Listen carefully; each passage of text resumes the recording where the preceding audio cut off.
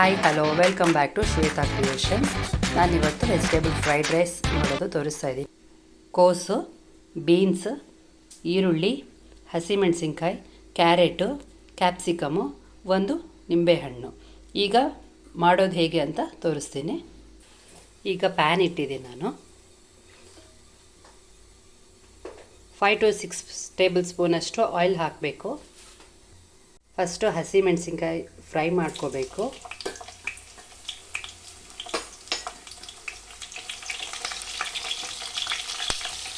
ಈಗ ಕ್ಯಾಪ್ಸಿಕಮ್ ಹಾಕ್ತಾಯಿದ್ದೀನಿ. ಕ್ಯಾಪ್ಸಿಕಮ್ಮು ಹಸಿಮೆಣಸಿನ್ಕಾಯಿ ಎರಡನ್ನೂ ಚೆನ್ನಾಗಿ ಆಯಿಲಲ್ಲಿ ಫ್ರೈ ಮಾಡ್ಕೋಬೇಕು.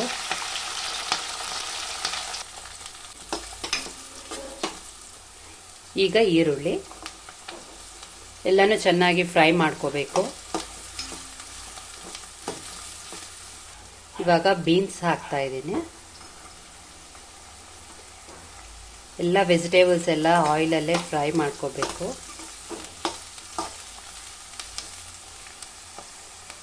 ಈಗ ಕೋಸು ಹಾಕ್ತಾಯಿದ್ದೀನಿ.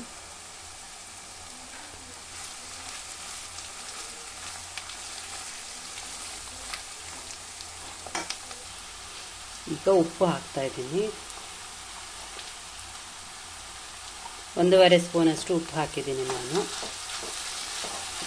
ಚೆನ್ನಾಗಿ ಮಿಕ್ಸ್ ಮಾಡಿಕೊಂಡು ಉಪ್ಪು ಹಾಕಿ ಕಲಸಿದ್ದೀನಿ. ಈಗ ತರಕಾರಿ ಸ್ವಲ್ಪ ಬೇಗ ಬೇಯುತ್ತೆ.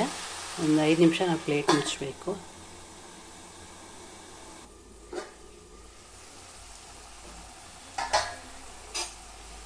ನೋಡಿ, ಈಗ ಚೆನ್ನಾಗಿ ಮೆತ್ತಗಾಗಿದೆ ತರಕಾರಿ ಎಲ್ಲ. ಈಗ ಅರ್ಧ ಸ್ಪೂನಷ್ಟು ಖಾರದ ಪುಡಿ ಹಾಕ್ತಾಯಿದ್ದೀನಿ.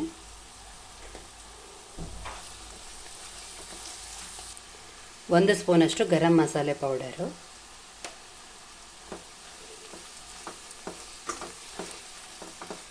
ನೋಡಿ, ಫ್ರೈಡ್ ರೈಸ್ ಮಸಾಲೆ ಎಲ್ಲ ಈಗ ರೆಡಿಯಾಗಿದೆ. ಈಗ ಇದಕ್ಕೆ ನಾವು ನಿಂಬೆಹಣ್ಣಿನ ರಸ ಹಿಂಡಬೇಕು. ನಿಂಬೆಹಣ್ಣಿನ ರಸ ಹಿಂಡಿದ ಮೇಲೆ ನಾವೆಲ್ಲ ಕ್ಲೀನಾಗಿ ಕಲಿಸ್ಕೋಬೇಕಿದೆ. ಈಗ ಲಾಸ್ಟಿಗೆ 1 ಸ್ಪೂನಷ್ಟು ತುಪ್ಪ ಹಾಕ್ತಾಯಿದ್ದೀನಿ. ತುಪ್ಪ ಹಾಕಿದರೆ ಒಳ್ಳೆ ಟೇಸ್ಟು ಬರುತ್ತೆ. ಪರಿಮಳನೂ ಚೆನ್ನಾಗಿರುತ್ತೆ. ಇದು ಈ ಮಸಾಲೆ ರೆಡಿ ಮಾಡಿ ಇಟ್ಕೊಂಡ್ರೆ ನಾವು 2 to 3 ಡೇಸು ನಾವು ಫ್ರಿಜ್ಜಲ್ಲಿ ಸ್ಟೋರ್ ಮಾಡ್ಕೋಬೋದು. ಬೇಕಾದಾಗ ರೈಸ್ ಹಾಕಿ ಕಲಿಸ್ಕೊಂಡು ತಿನ್ಬೋದು. ನೋಡಿ, ಈಗ ನಾನು ರೈಸ್ ಹಾಕಿ ಕಲಿಸ್ತಾ ಇದ್ದೀನಿ.